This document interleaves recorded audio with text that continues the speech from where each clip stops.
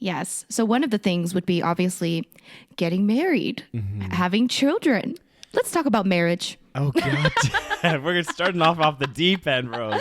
Oh God, this be a sensitive topic for Daniels. It is a sensitive for both topic of us. For both of us, yeah. No, for both of us. Well, marriage is an interesting one because, Yeah. like reflecting back on my life, and I don't know if this is the same for you, but I look back and I remember when I was like really young and I was like maybe 14, 15, and I envisioned how my life was gonna be, and I thought by now at 31 I would be with married, maybe with a kid.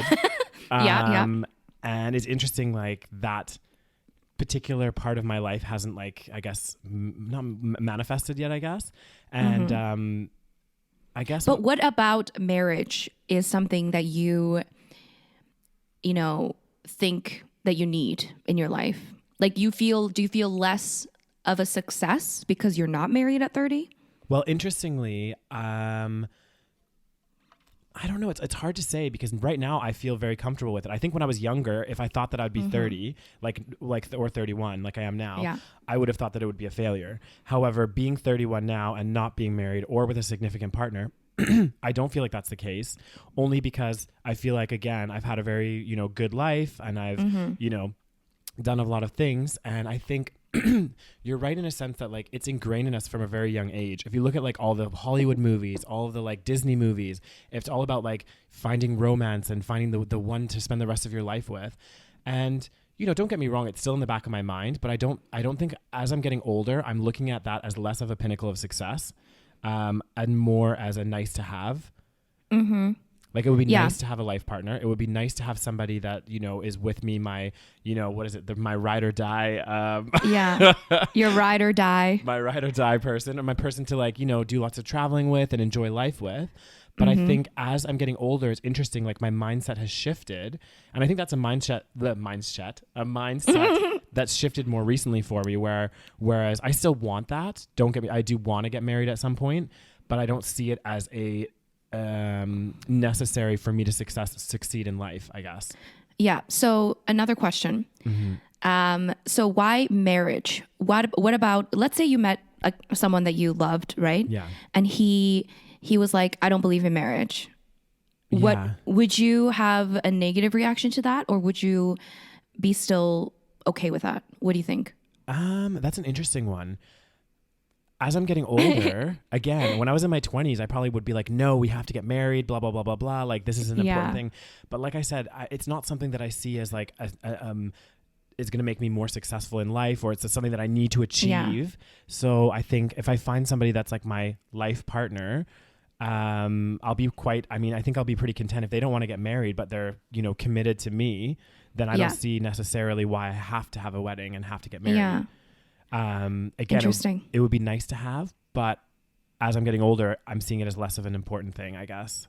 I don't know. Yeah. What about you, Rose? Let's flip the question around. Well, Rose. Going back to you for a second, I think it's interesting because Daniel is, you're obviously a gay man, but like I feel like, I think so, Daniel. I don't know if you got the memo. But it's interesting because like you still have such like kind of traditional views in a sense. Like you're like a girl. You're a 16-year-old girl. we already established in another podcast episode that my spirit animal is a 16-year-old girl. So yes, going on you want the wedding. You want to wear the white dress. Oh gosh, no, but I do find it really interesting that as I'm getting older, this is something that's becoming less and less of a. You'd think that as I'm getting older, I'd feel more pressure that I need to get married now. Yeah. But as I'm getting older, I still want to have a partner. Don't get me wrong. But I'm becoming more and more, less and less seeing the importance of having a grand wedding and doing all that stuff. And having the traditional marriage. So it's interesting as you grow. Like obviously your ideologies like shift a bit. So, I think it's because when you see when you're like younger. you kind of fantasize about this kind of stuff. And again, you think that those things are going to make you happy and those things are going to, give you all sorts of success and all of these things. And then as you get older, you see your friends getting married, you see your friends getting divorced, you see, relationships crumbling, you see the realities of what it's actually about. And I'm not saying all marriage is going to fail or anything like that, of course, but you see the reality of it. And you see that they're not really necessarily happier than a single person and vice versa. So it's like, you see the realities, and that's, at least for me, like, taking it back to me, I guess.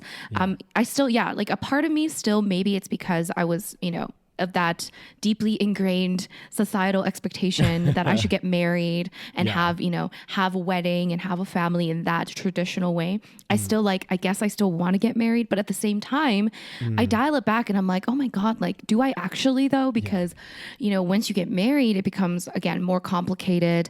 And like a part of me is like, why do I need this like certificate to, prove to the world that I'm like with this other person? If we love each other, wouldn't we be able to just have a relationship and not be married?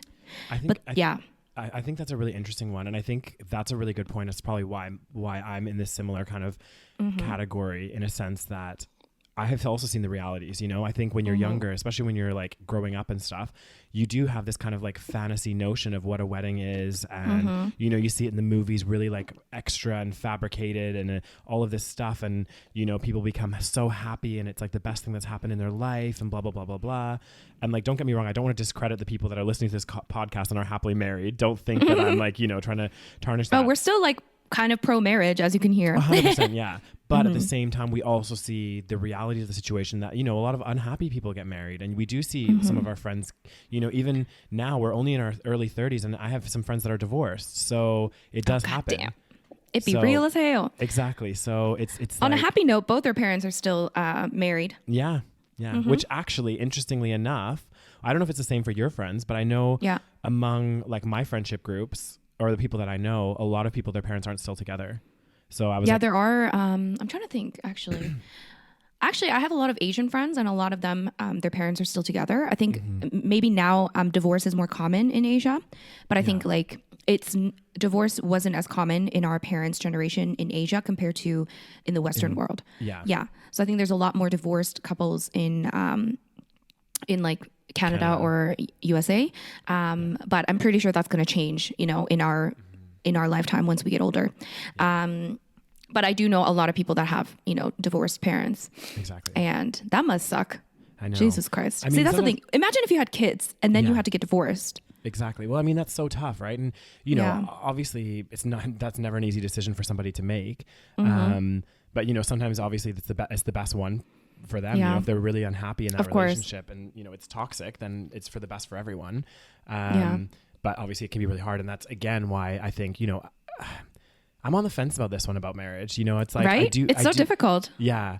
I do feel that pressure. I think I feel more of a pressure, especially from like family and stuff, to be in a relationship. I think like a long-term relationship. Like, I don't know about you, but like anytime I go to like any kind of like family gatherings or whatever else, everyone's always like, oh, Daniel, like, where's your partner? You never bring anyone around, And I'm just like, you guys, like, oh God, it happens to everyone, doesn't it?